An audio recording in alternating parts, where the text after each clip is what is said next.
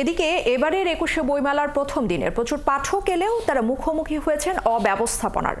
সোহরাওয়ার্দী প্রাঙ্গণে যত্রতত্র পড়েছিল স্টল নির্মাণের সরঞ্জাম সহ নানান রকম আবর্জনা। প্রবেশপথে বসেনি নিরাপত্তা আর্চওয়ে, চালু হয়নি তথ্য কেন্দ্র সহ অনেক স্টলও। যদিও বাংলা একাডেমি মহাপরিচালক আশ্বস্ত করেছেন দ্বিতীয় দিনে এই অব্যবস্থাপনা আর থাকবে না। এদিকে এবারের সাহিত্য পুরস্কার নিয়ে বিতর্ক অমর্যাদার উদাহরণ তৈরি করেছে বলে জানিয়েছেন পুরস্কারপ্রাপ্ত এক সাহিত্যিক। আরো জানাচ্ছেন পার্থ সঞ্জয়। নতুন বইয়ের গন্ধ নিয়ে বছর ঘুরে আবারও এলো ফেব্রুয়ারি। অনেকটা ব্যতিক্রমীভাবেই বিকেল থেকেই পাঠকের ভিড়।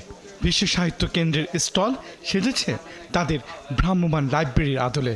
স্টলটা এটা সব থেকে বেশি আনকমন, যার জন্য বেশি সুন্দর লাগতেছে। আমরা সাধারণত আমাদের বাসার আশপাশে দেখি, তবে এখানে দেখে আরো ভালো লাগছে। একদম ওইরকম ফিলটা পাইছি।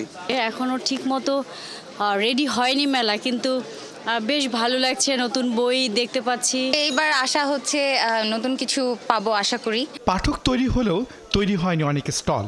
সোহরাওয়ার্দী প্রাঙ্গণে যত্রতত্র আবর্জনার স্তূপ। এর মাঝে বইয়ের মান নিয়েও হতাশা পাঠকের। প্রথম দিন মেলা আসে আমি প্রতিবারই মেলা আসি দেখি যে ঘুরে ফিরে একই বই বারবার পাবলিশ হচ্ছে, নতুন কোনো লেখা নাই, নতুন কোনো বিষয়বস্তু নাই।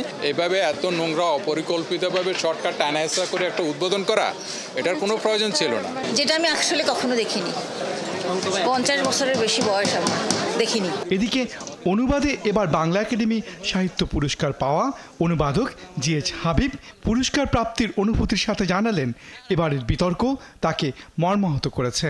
হ্যাঁ, কিছুটা হলো অবশ্যই হলো, সেটা তো বলতে হবে, সবাই বলছেন সেটা তো হলো। কিন্তু আমি মনে করি বাংলা একাডেমি এটাতেই স্থির থাকতে পারতেন যে পুরস্কার আমরা দিয়েছি এটা আমরা আমাদের বিবেচনায় আমরা দিয়েছি, এই পুরস্কারটাই বজায় থাকবে শত সমালোচনার মুখেও। কারণ হচ্ছে পৃথিবীতে কোন পুরস্কারটা না বিতর্কের ঊর্ধ্বে থাকে আপনি বলেন।